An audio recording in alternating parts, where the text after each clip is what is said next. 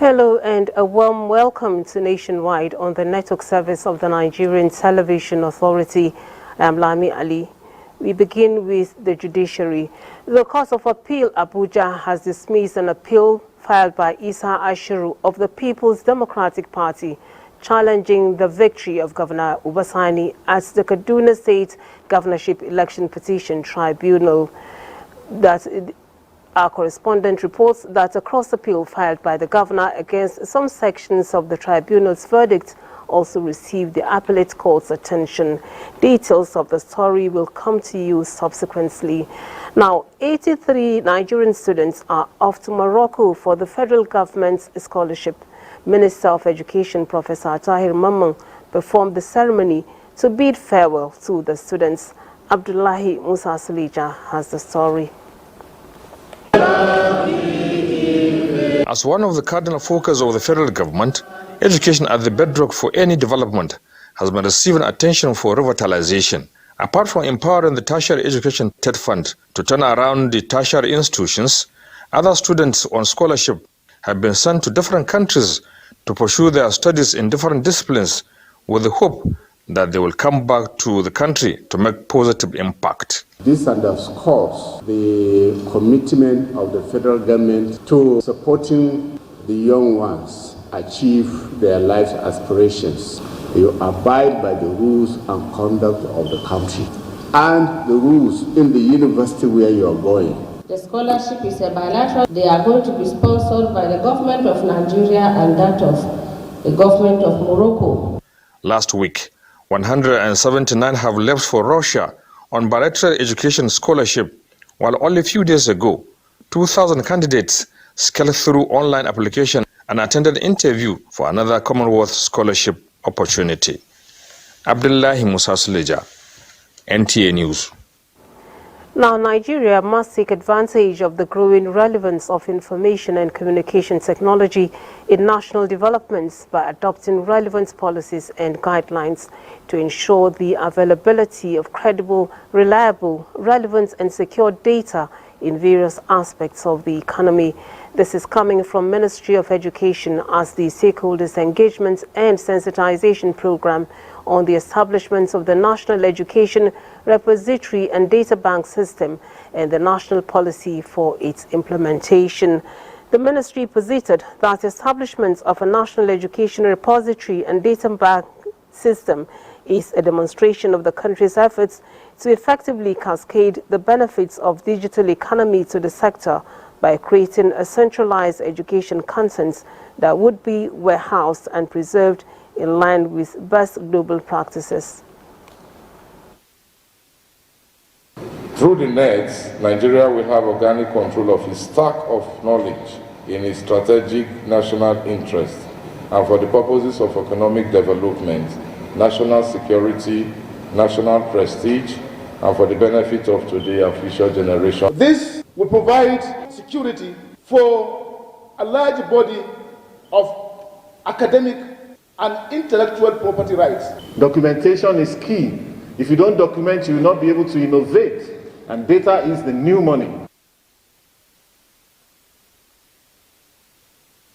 And Data Bank System is a digital platform for the historical digitization of all academic and education outputs ever generated in the history of Nigeria to preserve historical knowledge, mainstream live digitization for extant education documents, and set up a credential verification system for the validation of all education-related documents.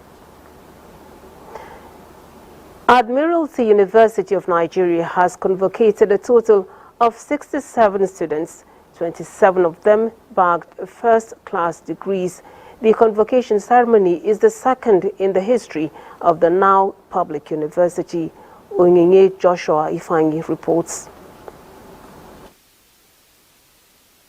Admiralty University of Nigeria has proven its motto of excellence in education and commitment to churning out luminary leaders in the tradition of the Nigerian Navy. For the Vice-Chancellor, Professor Paul Omojo Omaji, the vision of the school is to become an international university based on the standard set by its founding father. In the wider world, turbulent times are waiting. But be of good cheer, because you will overcome. This university has prepared you for that day, or those times that you will experience turbulence. Nigeria, a coastal nation with a lot of potentials for its economic growth, lying in a vast maritime environment, the Chief of Naval Staff, Vice Admiral Emmanuel Ogala, identified this as the cardinal reason for the establishment of the Maritime University. African development relies on its ability to exploit the resources of the sea, that is, its ability to develop the blue economy. There is need to promote knowledge in the maritime industry. And Admiralty University is the product of that thinking, which the Nigerian Navy is happy today that it has come this far. In a convocation lecture, Yusuf Gagdi talked about youth inclusivity, a creative force for social and economic development in Nigeria. For the governor's representative, education remains the bedrock of sustainable development of every society. I must commend the management and staff of Admiralty University for addressing human capital development, which is one of the key thrusts of my administration. Representative of President Bola Ahmed Tinubu said the federal government is poised to give Nigerians quality education. The first-class graduates, along with others, were presented with certificates and prizes for academic excellence. In Asaba, Onyinye, Joshua Ifeanyi, NTA News. Now, after a few years of neglect, Sokoto state government is taking proactive measures to revamp the Almajiri integrated education system to address the menace of out-of-school children that has over the years become a source of concern to the society. Let's have the report from Bashir Ibrahim Nababa. A survey has it that the Northwest region accounts for 69% of the projected 13 million out-of-school children in the country. This outrageous figure is often associated with the Almajiri culture that has over the years attracted a lot of criticism because of the deviation from its original concept and manner in which parents abandon their responsibilities to their children, forcing them to indulge in street begging and other forms of social vices. To address the situation, authorities in Sokoto introduced the Almajiri integrated schools at Dengeshuni and Wamako in 2007 and was complemented by the federal government 5 years later at Gagi and Sokoto South, provide those in the informal Islamic education equal access with the conventional education sector for socio-economic development of Sokoto state. Despite various interventions from the past government, the program suffered some setbacks a few years ago due to neglect. The current administration in the state is evolving ways to revive the program in these centers with a view to bringing down to the barest minimum number of out-of-school children in Sokoto state. An educationist, Aisha Danya, maintained that with commitment from the part of governments and stakeholders, the challenges surrounding the proper implementation of the Almajiri initiative are surmountable. We need experienced teachers that can dedicate themselves to see that, yes, they have received what they are supposed to receive. It is hoped that the measures taken and others to come will assist drastically in reducing the number of out-of-school children in the state. In Sokoto, Bashir Ibrahim Nababa, NTA News. We now join Lawali Salihu Sabam Birni live for additional insights into the situation in Sokoto, the seat of the Caliphate. It's over to you.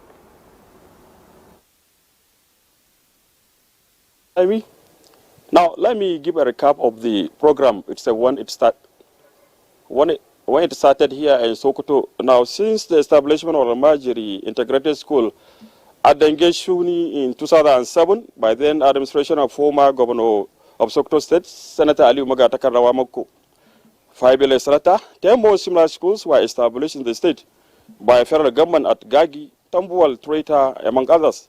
Local government areas by former President Goodluck Ebele Jonathan, aimed at providing those in the informal education sector access to both conventional and Islamic education to make them useful to themselves and society. However, authority in Sokoto believes that there is setback as years go by. Now with me is Commissioner for Religious Affairs Sokoto State, Dr. Jabir Sade Mahula, whose ministry is responsible to look at the activities of those schools, and he will shed more lights on the programs here in Sokoto State, and also some of the challenges facing the program here in Sokoto State. Now, Commissioner, as a Commissioner for Religious and whose responsibility also is to look at these schools now, how can you share more light to the Nigerians to know how far about the program here in Sokoto in terms of successes, challenges, and way forward? As you said earlier, the first school was established in 2007 under the administration of former Governor Senator Aliyu Magata Kadawamaku, and it was established with the aim to curtail the menace of child abuse and street begging by youth and children in the name of pursuing Islamic knowledge. It was a welcome idea, it was a good idea that was applauded by all within and outside Sokoto. Many children were recruited in the school to study integrated knowledge, Western education or conventional education with Islamic education. The children were formerly going out to the street and begging, now being admitted into classes with workshop facilities, with adequate teachers, with food given, and all the necessary things required. After that, the federal government applauded his intervention, and they came in, they built some schools, some in Gagi, one in Tambuwal, and other places. These schools played significant role in decreasing the number of children at street begging. They are recruited to this school, however, they are not enough. Now, one of the successes we achieved is that there are two schools under us, under state government, the one in Gagi and Tambuwal, the one built by federal government are under federal government, but we have two established under Sokoto state government, the one in the Gishuni and the one at Tuamaku. In these two schools, we graduated more than 500 students. Some of them are now into various universities, some of them have graduated, they are working, some of them established their own businesses. These are children that are formerly on the street begging, now graduates, working in many places inside and in and outside the Sokoto state, So you see, this is a great success, and we have also them in thousands. They are catered by Sokoto state government. They are well fed. They are provided with teachers and adequate schooling items and schooling materials. They have workshops, and they have laboratories, and they have library. I went for a visit last week, and it was quite impressive. Okay. Even the neatness, the level of neatness of this student is quite impressive in compared to Almajiri you see on the street begging. Okay. Now, Commissioner, if I may comment, what are some of the challenges currently you are facing? Now, the challenges we are facing is we need more intervention. Out of school children is something that it should be the concern for all. It is estimated that we have in the northern Nigeria, we have more out of school children, and we appreciate the effort of the previous administration for putting in place the commission for Almajiri and out of school children. The commission is just to start its works. They visited Sokoto. I went to them personally to visit them and tell them that we need their intervention. Minister of State for Education and Executive Secretary for Out of School and Almajiri Commission came to Sokoto to see the situation. They took the information, the data on the ground, and they promised that they're going to intervene. We also need foreign intervention because we heard that the concern of out of school children in Almajiri is a global concern. How can they come in to see that we reduce them to a significant number so that our street will be free from these children? Okay, thank you so much. Now, you heard from the Commissioner for Religious Affairs, Sokoto State now. That means much commitments from the Sokoto State government and other stakeholders in this direction. The out-school children, as far as Almajiri, will reduce to the minimal. Now, back to Lami. That is the much we can tell from Sokoto. Thank you very much, Lawali, and we hope that other states will learn from the experience of Sokoto and get as much as we can have more students back to school. Now we go back to our earlier promoted story. The Court of Appeal Abuja has dismissed an appeal filed by Isa Ashiru of the People's Democratic Party challenging the victory of Governor Obasani. at the Kaduna State Governorship Election Petition Tribunal. Olabode Ariwa reports that a cross appeal filed by the governor against some sections of the tribunal's verdict also received the appellate court's attention. Issa Ashiru and the People's Democratic Party filed the appeal on 5 grounds, praying the appeal court to reverse the Kaduna State Governorship Election Petition Tribunal's decision that gave the victory to Governor Ubasani. The petitioners lost the petition that they filed before the tribunal, where they made the same prayers based on what the petitioners termed as electoral malpractices during the February 25, 2023 Kaduna governorship election. The tribunal, at a majority decision of 2-1, dismissed Ashiru's petition, but had also ordered that supplementary election be conducted in 22 polling units. Dissatisfied, Ashiru approached the appellate court seeking to overturn Ubasani's victory. Governor Ubasani also filed a cross appeal against some sections of the judgments. In a decision, the Court of Appeal held that the 5 grounds adduced by Issa Ashiru for seeking to claim victory had no merit. Also, the tribunal's order for supplementary election to be conducted in 22 polling units was set aside by the appellate court. The judgment has restated the position of the law as far as election petitions are concerned, and I have no doubt that it will go a long way to enrich the jurisprudence of election petitions in Nigeria. The major issue during proceedings at the appeal court concerned whether the trial court was right to have discountenanced witness statements tendered by some of the witnesses. Olabode Ariwa, NTA News. Nigerian lawmakers and human rights groups converged on Abuja to bring to the knowledge of parliamentarians persisting issues limiting access to justice and support services for survivors of gender-based violence. Here is the report. Since the outbreak of COVID-19 in Nigeria in 2020, gender-based violence has remained a pandemic within the pandemic. A 2029 survey by NBS reveals that 30% of Nigerian women aged 15 to 49 have experienced physical violence and 68% have encountered emotional or sexual abuse. These findings informed this gathering to end the menace. The members of the National Assembly supposed to look at their constituency budget, project budget, and begin to include this issue affecting women. Funding of frontline agencies and strengthening of all sexual assault referral centers were part of recommendations to nip GBV in the board.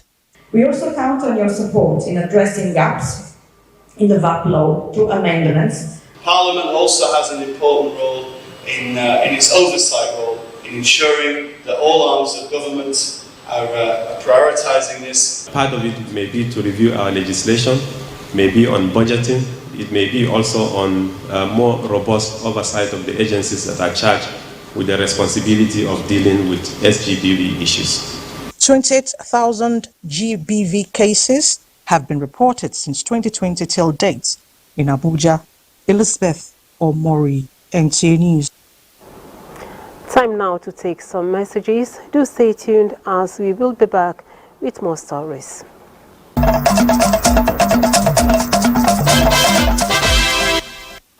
You're welcome back.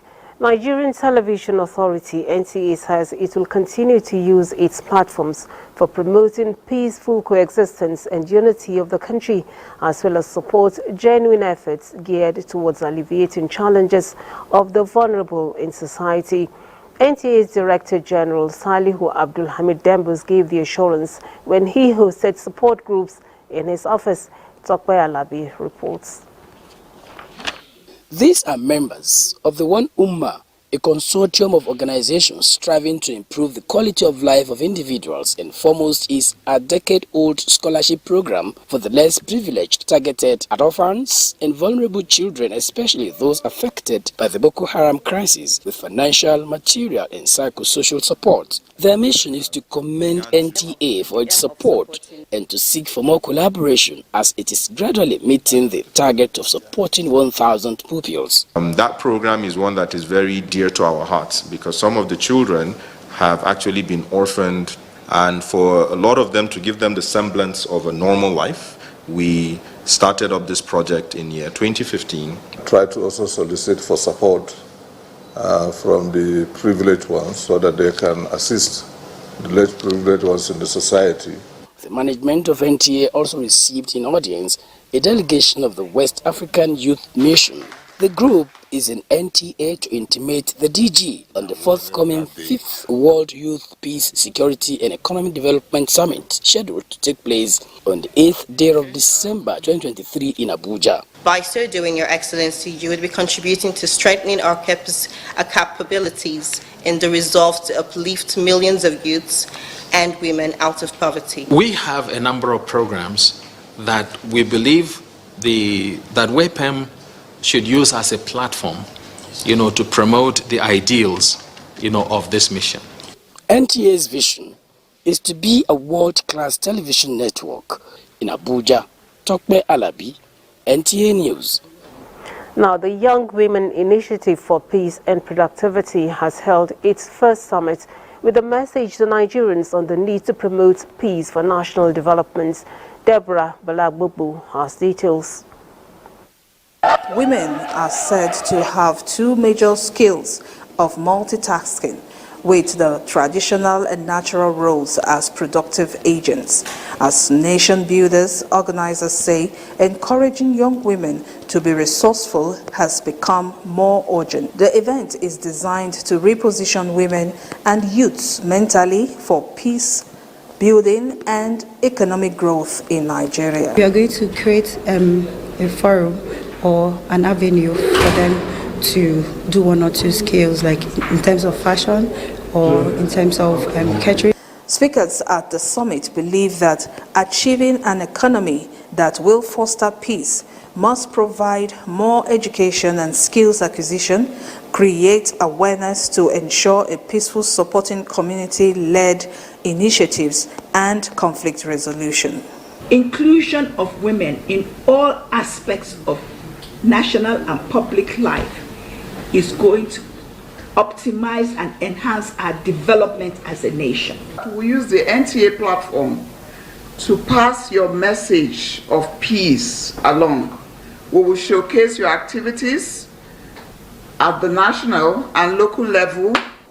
High point of the event was the recognition of some personalities for their outstanding contributions to national development. In Abuja, Deborah Balagbubu, NTA News. Nationwide continues in Maiduguri with Abubakar Musa. Hello, Abubakar. Hello, Lani. It's always nice to see you, actually. 95,000 male and female citizens in Monguno town benefit from distribution of food and non-food items as well as cash support. Governor Babagana Umar Zulum personally supervised the humanitarian exercise as part of his 3-day engagement in northern Borno senatorial district. Mohammed Goni completes the story. The humanitarian gesture was part of continued palliative intervention across the state, with emphasis on areas affected by insurgency. About 55,000 female beneficiaries each get 5,000 naira and a fabric, while each of the 40,000 male heads of households received 25 kg bag of rice and 10 kg bag of beans. Beneficiaries from IDP's camp and host community appreciated the governor for what they describe as timely intervention. Na yi farin ciki matuƙa 100%. Ubangiji Allah ya ɗaukaka zulum, Allah ya sa ya fa haka, Allah ya kaɗe hauda. Briefing newsman, Governor Bagana Umar said the rice was donated by the Northeast Development Commission, while beans, fabric and cash support were provided by the Borno State government, and used the opportunity to thank the federal government for the gesture. Continuous dependent on food supply from government and non-governmental organizations is not sustainable. Right now, to the south of this town, we have established irrigation scheme. People have started irrigation. We have also provided a lot of agricultural inputs to the farmers so that they will cultivate their land. The governor noted the sustained effort of the state government to encourage irrigation farming in northern Borno under the South Chad Irrigation Project, considering the low rainfall in the arid zone. In Maiduguri, Mohammed Goni, NTA News. And still on the governor's visit to Monguno in northern Borno, Borno state government has announced plan to relocate internally displaced persons taking refuge at government secondary school Monguno to pave way for rebuilding work to commence in the institution. Governor Babagana Umar Zulum announced relocation of IDPs taking refuge in the school during a visit to the camp. Here again is Mohammed Goni with the rest of the story. Conducted him around various sections of facility. The chief medical director informed the governor of availability of drugs in the pharmacy, including free drugs for maternal and child health care. Governor Zulum expressed satisfaction with service delivery at the hospital and announced 20 million naira to support the hospital towards addressing some of the challenges confronting the health facility, noting that plans to upgrade the Monguno General Hospital to a specialist hospital had been stalled by poor contractor performance. He, however, reiterated commitment of the state government to upgrade the hospital to the status of specialist hospital with more doctors so that plan of establishing school of nursing will come to fruition. Governor Zulum also visited the permanent site of Monguno Federal Polytechnic and expressed satisfaction with the progress of construction work done so far, pledged to provide more support to ensure timely completion of the project. Borno State government will also construct the internal networks inside the school. So far so well, I think the projects are going very well. The governor also visited the housing estate built to accommodate IDPs in Maiduguri. Mohammed Goni, NTA News. And that will be it for now from Maiduguri. Let us at this point return to Lami in Abuja for more reports for us this evening. Thank you, Abubakar. Now, Kaduna State governments will collaborate with private sector towards creating job opportunities for unemployed youths in the state. The state deputy governor, Hadiza Balarabi, made this known during the first ever career fair in the state. Muhammad Umar Ajingi reports. It is a moment where ambitions meet possibilities and aspirations find their paths to fruition as these job seekers meet employers of labor from different companies in Kaduna for possible conversation to get the qualified candidates the companies need. Helen Chuka, a graduate from the University of Port Harcourt, is among these 1,500 job seekers who convert to search for possible opportunities. Yeah, I've spent a lot. In fact, some people will tell you, just forget about blue collar job, or white collar job, I don't know. They will tell you to get equipped, maybe business-wise and all. The Kaduna State Deputy Governor says the issue of youth unemployment in Nigeria requires a collective action by both government and the private sector to address the challenges, as records available indicate that the country's population will double in the year 2050. As we witness the convergence of about 1,500 eager job seekers and dynamic employers, we embark on a journey to unlock potentials and propel Kaduna into a future of shared prosperity. We are often faced with some of the challenges employers have. Likewise, some of the challenges, candidates have seen. Some of which will be that we've hired this candidate, but the candidate doesn't have the right soft skills.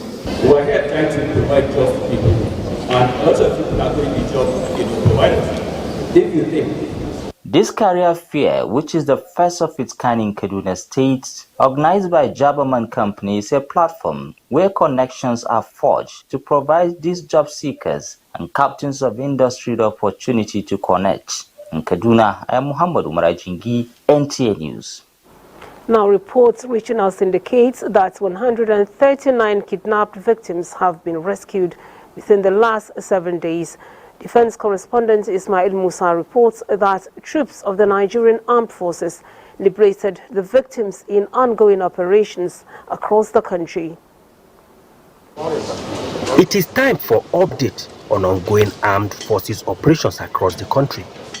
Top is the rescue of 139 kidnapped victims and the arrest of 198 terrorists. Similarly, troops have upscaled the fight against the nation's economic saboteurs, leading to the arrest of 49 oil smugglers in the Niger Delta region.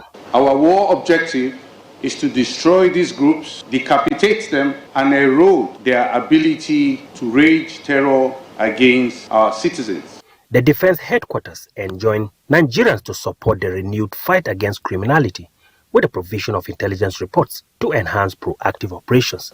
In Abuja, Ismail Musa, NTA News. Now, the Chairman Chief Executive Officer, Nigerians in Diaspora Commission, NIDCOM, Abike Dabiri-Arewa, has urged Nigerians traveling abroad to go legitimately and with proper documentation to avoid unpleasant consequences. Dabiri-Arewa stated this when she visited some Nigerians in one of the shelters in Brampton, Canada. The NIDCOM boss sympathized with their condition and urged others planning to travel without proper documentation arrive the country to seek asylum to desist, as the situation is getting tougher in many countries, adding that it is just not worth it.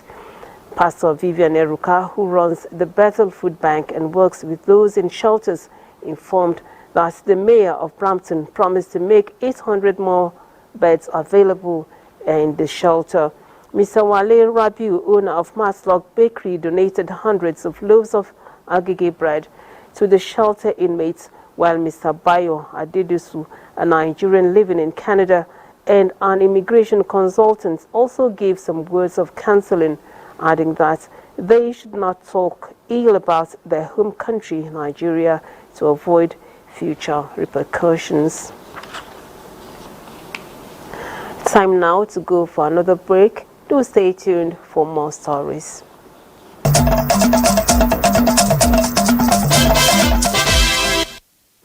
You're welcome back. The Nigerian military is reviewing its internal security operations to ensure a safe and secured environment in line with President Ahmed Bola Tinubu's directives. Defense correspondent Ismail Musa reports that the Chief of Defense Staff, General Christopher Musa, stated this as the inauguration of the Innovation and Incubation Center at the Defense Space Administration in Abuja. With this symbolic ceremony, the Defense Space Administration can now boast of a comprehensive innovation and incubation center, a research hub for ideas aimed at strengthening ongoing armed forces operations and other security agencies. The center is to help in nurturing ideas, increase creativity, while also fostering innovation in space, science, and technology. This facility is equally designed to be a hub for collaboration, experimentation, and shaping the future of space science and technology endeavors. To the Chief of Defense Staff, the center will fast-track the attainment of a safe and secured environment as directed by President Ahmed Bola Tinubu. You can see this very wonderful edifice shows the commitment of the armed forces in ensuring that there is peace and security in Nigeria. It is the mandate given to us by the Commander-in-Chief of the Armed Forces of Nigeria. I want to assure all Nigerians that we're doing everything possible to ensure that Nigeria is fully secured. The ultimate period is coming. Everybody should feel free. The DSA develop and operate military space technology by securing communications, intelligence, and reconnaissance. The Defense Space Administration, a critical component of the Nigerian military, was created in 2016 to provide a robust space administration in support of the armed forces operations across the country. In Abuja, Ismail Musa, NTA News. Former chairman of the Independent National Electoral Commission, INEC, Professor Atairu Jiga, says Nigeria's voter register is the best in Africa, although not perfect. This was at a national policy roundtable on improving the integrity of Nigeria's voter register held in Abuja. Timothy Yusuf reports. Nigeria's more than 93.4 million voter register is believed to be Africa's largest database of registered voters deployed for 4 general elections, 2011 to 2023. In the last 12 years, the INEC undertook updates and cleanup exercises of the voter register. Despite these efforts, the credibility and accuracy of the voter register remain a key concern for most electoral stakeholders. Yaga Africa convened this roundtable towards addressing the problem. we feel the best way to address this problem is to facilitate conversations. Former INEC chairman Professor Tahiru Jega agreed with stakeholders that Nigeria's voter register is in dire need of cleanup, even in the face of the steady growth being made. Many of the challenges with Nigeria's register of voters are associated with what can be called the human factor. So addressing this human factor will go a long way in improving the integrity of the register. The round table identified duplications, deceased voters, multiple registrations, errors, and the inclusion of ineligible registrants on the voter register as areas of concern. Timothy Yusuf, NTA News. A political movement on the platform of the governing All Progressives Congress, APC, has donated palliatives worth thousands of naira to staffers of the party's national secretariat in Abuja. The items distributed include bags of rice and other food condiments as part of efforts to cushion the present economic hardship occasioned by the removal of fuel subsidy. Booth to Booth with Tinubu is spreading the renewed hope agenda across the 774 local government areas with the social intervention program. I also want to use this opportunity to ask well-meaning individuals, corporate organizations to look around and see what they can do. Elections have come and gone. A victor has been announced. It is time for us to close ranks, come together, support our people. You have not come for the purpose of collecting from the party. You have come to show selfless service, commitment, and sacrifice. It has come to you as an encouragement, as an incentive. It's not that most of you cannot buy 100 bags of rice. With the stimulation of groups like this government will make Nigerians smile. As already, we have seen some changes. The political movement says it's not only during elections that voters should receive social intervention, but such gestures should go beyond election period. The PDP Governors Forum says it has reviewed the recent judgments of the Court of Appeal concerning governors of various states and noted mixed feelings on their outcomes. This was part of resolutions of the forum's meeting in Abuja. Timothy Yusuf reports. 4 PDP governors and 3 deputies formed a quorum in the meeting out of 13 of them. They deliberated on various issues behind closed doors and again restated confidence in the judiciary to do justice in the election cases at the Supreme Court. We believe that the Supreme Court will do justice in the cases where we recorded temporary setbacks like Zamfara and Plateau states. The meeting also reviewed the off-season elections in Kogi, Bayelsa and Imo states, supporting the decision of INEC to investigate the allegation of existence of pre-filled result sheets even before elections started in some places to ensure the confidence of the people in the electoral process. Yes, we know we are in the opposition, but certainly we believe in the corporate existence of this nation as a federation, and we believe in good governance. On the national economy, the meeting urgently requested the federal government to prioritize the introduction of a new revenue allocation formula that gives more money to states and local governments to enable them meet their increased responsibilities. Timothy Yusuf, NTA News. The Nigerian Meteorological Agency, NIMET, and the Human and Environmental Development Agency, HEDA, are strengthening efforts to engage stakeholders on how farmers can get accurate and timely climate information for farming. Director General of NIMET, Mansour Matazu, and the Executive Secretary of HEDA, Suleiman Aribabu, were not comfortable that despite damage caused by flood to farmers, state governments are not making serious efforts to disseminate information on climate from NIMET in order to serve as guide to farmers.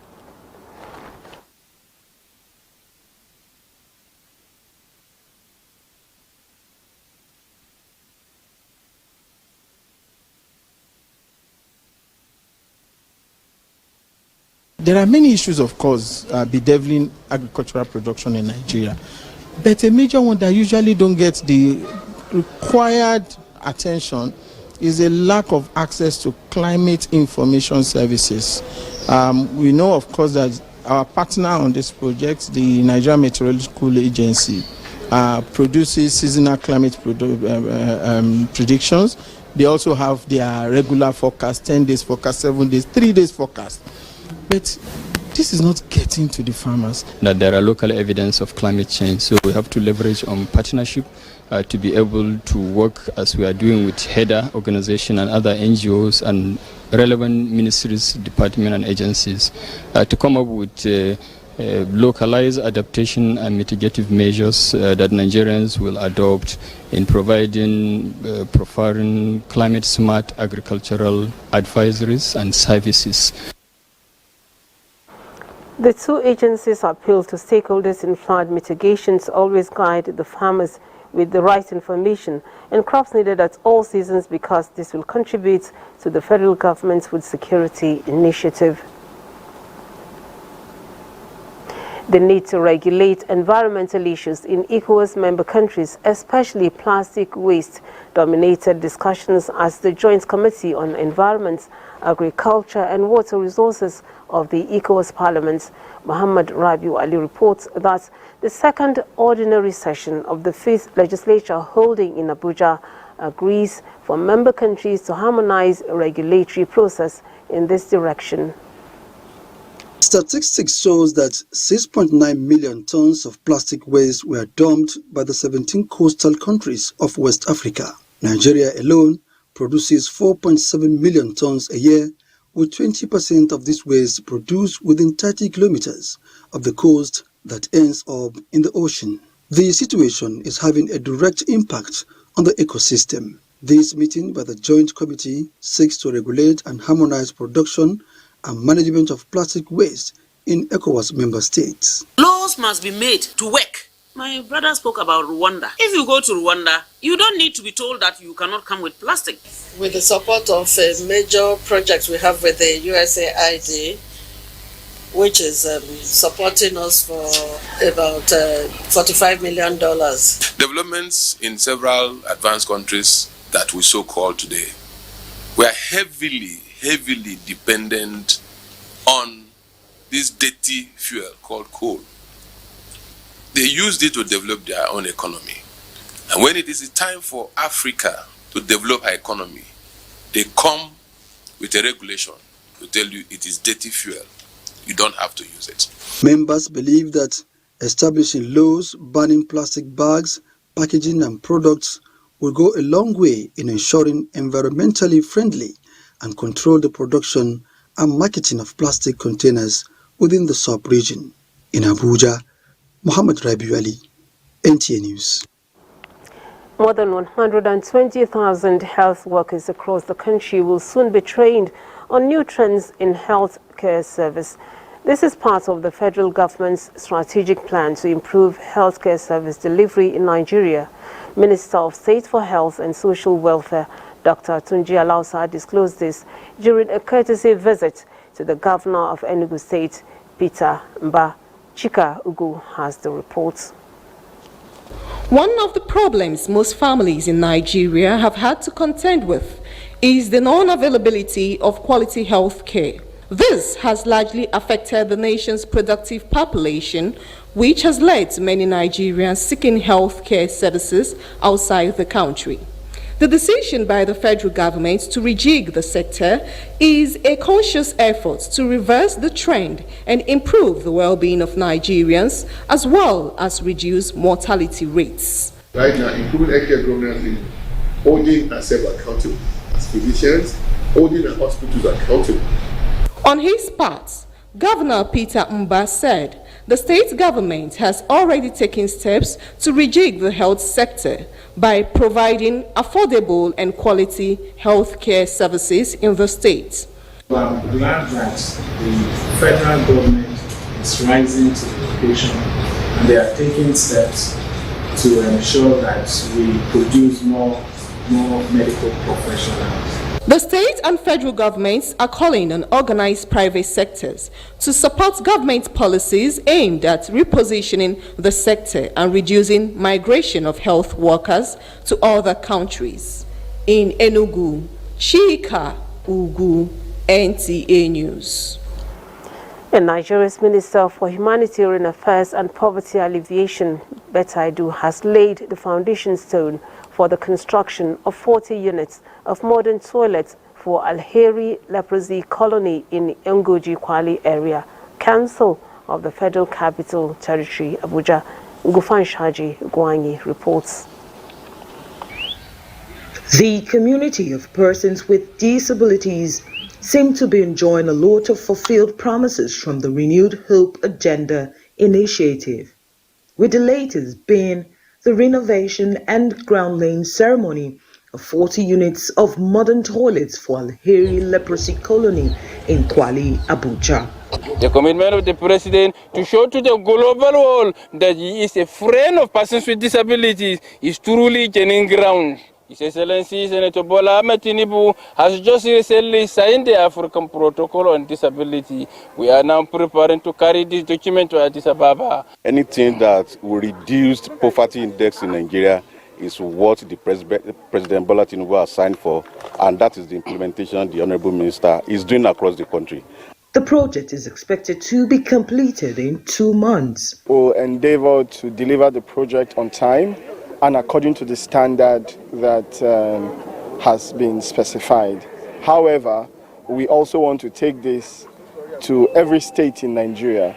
The Yangoji community of persons with disabilities expressed delight over the development within their community. We appreciate the organization that is giving very good. The executive secretary of the commission also reiterated the federal government's commitment to ensuring that persons with disabilities benefit from 10% of all social intervention programs of the federal government. In Abuja, Gufan Shaji Ugwanyi, NTA News. Every member of a community have a role to play in ending violence against women and girls, and the Tabitha Kumi Foundation is taking the lead as it unites as it is taking the lead for an advocacy in commemoration of 16 days of activism to end gender-based violence. Salwa Khalil Ibrahim reports. Every day, a girl or woman somewhere is being abused. The last, which was very traumatizing, was a woman whose husband was sodomizing her children. 5 years and 2 years. Standing up and speaking up against the vice, government and civil society organizations across the globe orange the world in a 16 days of activism, emphasizing the need to end gender-based violence. One of such is Tabitha Kumi Foundation. You want to fight for them. You want to help them. You don't want to leave them like that. But sometimes the people themselves, at some point, they just say, I don't want to, please just leave the matter. We shouldn't keep quiet. We are ready to make sure that these wicked people are put behind bars. We should all unite to invest on issues around violence against women and girls. It's not only during this 16 days activity thing, it is everyday business. Supporting survivors to be economically independent while perpetrators are punished, advocates note is one crucial path to emotional healing and creating safe spaces for them beyond the 16 days of activism. Salwa Khalil, NTA News. Next on the lineup is Sports Update with Gift George. Preparations are well on the way for the hosting of the 14th Biennial Nigerian Police Games in Oyo State, scheduled for 2024. The Police Sports Fiesta will see over 35,000 officers from the Nigerian Police Force and other related service providers participating in a total of 35 different sporting events. Oyo State Governor Oluseyi Makinde announced this during a meeting with a prominent delegation for the Inspector General of Police. In Scrabble, the second edition of the West African Scrabble Championship commenced in Lagos Thursday with players from host Nigeria, Ghana and Gambia taking part in 10 games on the first day. The sub-regional tournament gives the players the opportunity to improve on their international rankings ahead of World Championships and ensure the development of the game as upcoming players get the opportunity to meet some of the best players in the sub-region. If you do well in this sub-regional championship, your country will pay better attention to you and provide for you to be able to go for even bigger championships. For every point you amass on the way goes a long way to showing how important you are in the world of the game. We meet all of our brothers in one place. We see where we can develop our games, how best we can also improve to the standards of Scrabble in the world. In handball, as the second phase of the league gets set to end on Saturday, Bayelsa Queens and Benue Queens sealed their relegation from the Andover Handball Premier League after they lost their matches on day 10 of the league Thursday in Lagos. Bayelsa Queens lost to former champions Plateau Peacocks 25-24, while Benue Queens was beaten by Seasider Babes 25-19. In other matches, Safety Babes is set to retain their title following the 35-32 victory over Delta Queens.